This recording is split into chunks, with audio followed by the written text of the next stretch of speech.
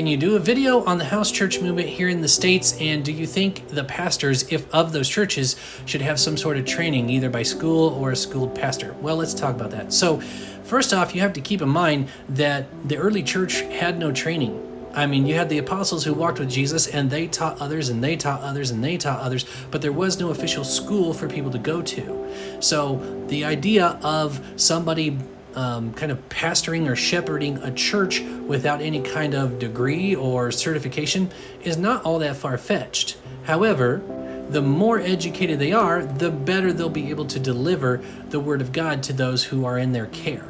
But there's also a lot more training that comes with being a pastor than just knowing the Bible. Pastors are called upon to do a lot of things. First off, they have to visit the sick. Then they also have to visit the dying. And then they have to deal with people who are left behind after a loved one passes. And a lot of times that loved one wasn't saved, and they have to deal with that circumstance. Sometimes they're the janitor. Sometimes they're the pianist. Sometimes they're also the soundboard operator and have to run back and forth. If you're one of those who thinks that pastors only work one day a week, I highly encourage you to volunteer at a church, and your view of that will change very quickly. Pastors are grossly underpaid, for the most part.